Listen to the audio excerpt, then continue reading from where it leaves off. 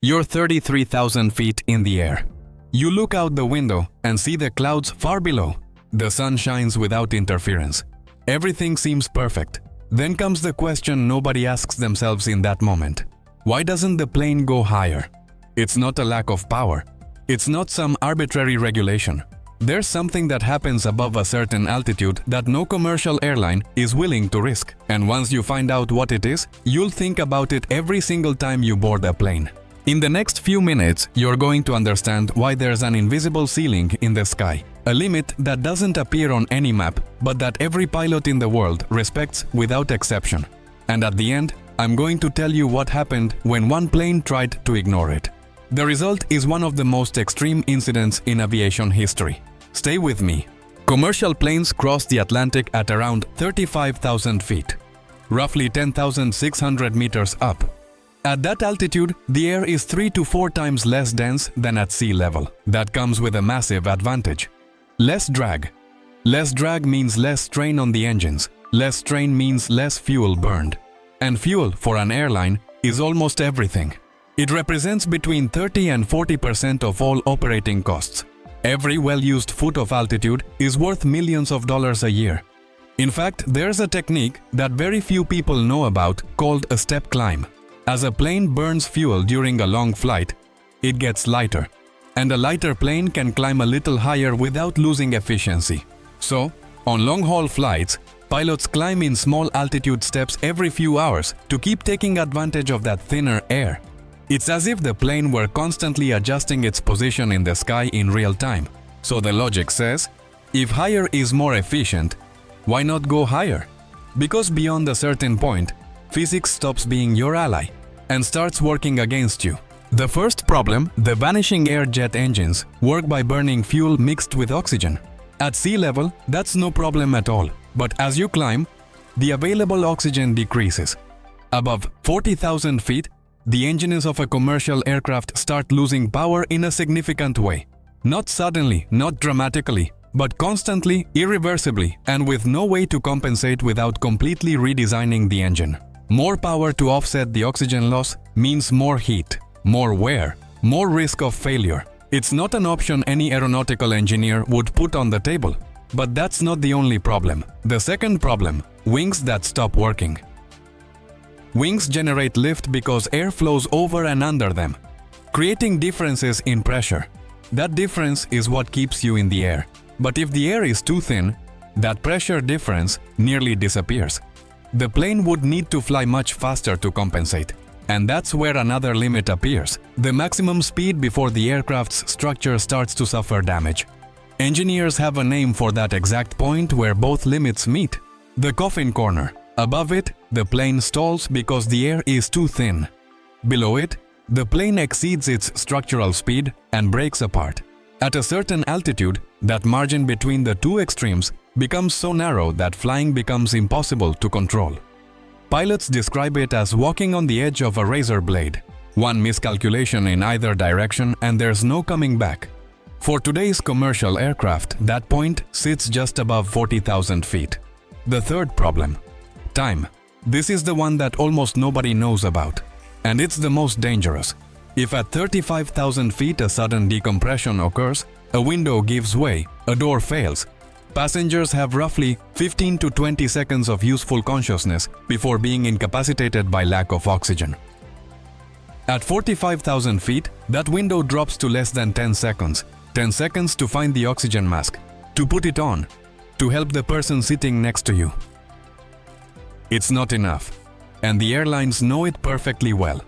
The fourth problem, the one nobody talks about.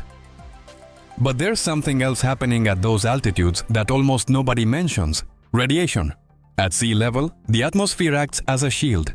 It absorbs most of the cosmic radiation constantly arriving from space, but at 35,000 feet, that shield is much thinner. A passenger on a transatlantic flight receives roughly the same radiation dose as a chest X-ray. For someone who flies occasionally, that's no issue at all. But for pilots and crew members who log thousands of flight hours a year, it's a factor that aviation authorities actively monitor.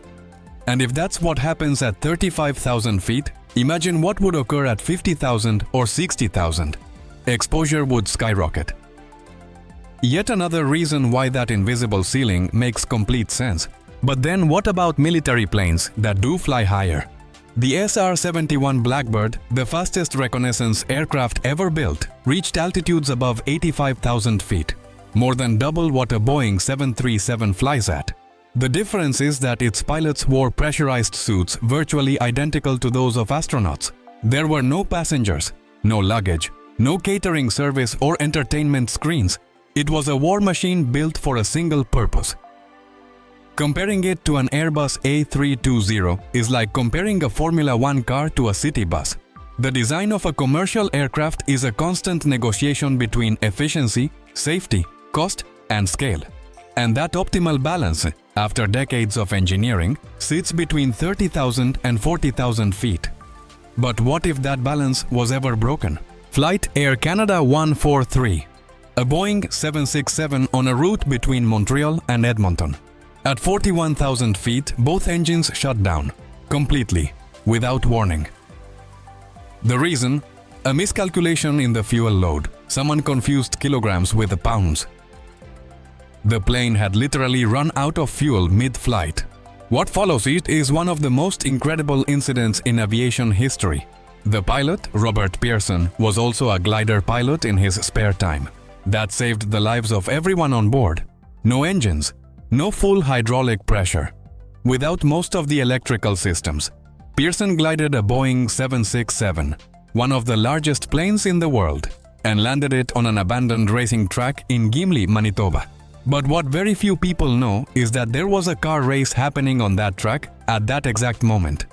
There were people on the ground, families, children. The plane landed as the crowd ran in every direction. The nose gear didn't deploy due to lack of hydraulic pressure. The nose hit the ground, the plane skidded. And still, nobody died. No fatalities. 61 passengers and 8 crew members. All alive. But that landing was only possible because the plane had enough altitude to glide for over 60 miles, to buy time, to think. Altitude isn't just efficiency, it's margin for error. It's the time a pilot has to solve the impossible. So why do planes never fly higher than this? Not because they can't technically reach that altitude, but because beyond a certain point, every foot gained in height is a foot lost in safety, in control, in room to react. Engines lose oxygen. Wings lose lift. Passengers lose the seconds that make the difference in an emergency. Radiation increases, and the pilot loses the margin that separates them from the unrecoverable. 40,000 feet is not an arbitrary limit.